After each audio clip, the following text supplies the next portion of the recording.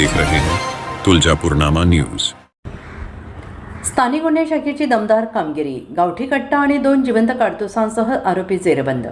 धाराशिव जिल्हा पोलीस दलाच्या स्थानिक गुन्हे शाखेने अवैध शस्त्र बाळगणाऱ्यांविरोधात प्रभावी कारवाई करत गावठी कट्टा आणि 2 जिवंत कारतुसांसह एका आरोपीला जेरबंद केलं आहे। ही कारवाई दिनांक 12 जून 2026 रोजी करण्यात आली। जिल्हा पोलीस अधीक्षक श्रीमती रितू खोकर, अप्पर पोलीस अधीक्षक सचिन पांडकर यांच्या मार्गदर्शनाखाली तसेच स्थानिक गुन्हे शाखेचे पोलीस निरीक्षक विनोद पवार यांच्या आदेशानुसार मालमत्तेविषयक गुन्हे उघडकीस आणणे, अवैध शस्त्र बाळगणाऱ्या इसमांवर कारवाई करण्यासाठी पथक पेट्रोलिंग करत होते आणि येरमाळा येथील चौकात असताना पथकाला गोपनीय माहिती मिळाली की श्याम शिवाजी काळे हा अंदोरा येथे पंचायतसाठी आला असून तो अंदोरा येथील हॉटेल निसर्गासमोर थांबलेला आहे। त्याच्याकडे गावठी कट्टा असल्याची माहिती मिळाल्यानंतर पथकाने वरिष्ठांना माहिती देऊन तातडीनं घटनास्थळी धाव घेतली। हॉटेल निसर्गासमोर संशयित इसम उभा असल्याचं निदर्शनास येताच पथकाने शिताफीने त्याला ताब्यात घेतलं।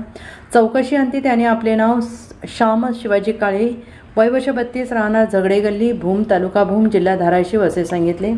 त्याची अंगझडती घेतली असता त्याच्या कमरेला खोचलेला लाकडी पिस्तूल ग्रीप असलेला लोखंडी गावठी कट्टा, पॅन्टच्या खिशात 2 जिवंत कारतुसे आढळून आली। जप्त करण्यात आलेल्या मुद्देमालाची एकूण किंमत 46,000 रुपये असल्याचं पोलिसांनी म्हटलं आहे।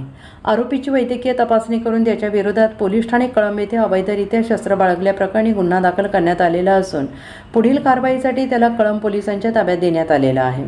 ही कारवाई पोलीस अधीक्षक श्रीमती रितू खोकर, अप्पर पोलीस अधीक्षक सचिन पांडकर यांच्या मार्गदर्शनाखाली स्थानिक गुन्हे शाखेचे पोलीस निरीक्षक विनोद पवार, सहाय्यक पोलीस निरीक्षक सचिन खटके, पोलीस हवालदार विनोद जानराव, नितीन जाधवर, पोलीस नाईक बबन जाधवर तसेच चालक पोलीस अंमलदार रोहित दंडनाईक यांच्या पथकाने यशस्वीरित्या पार पाडली आहे।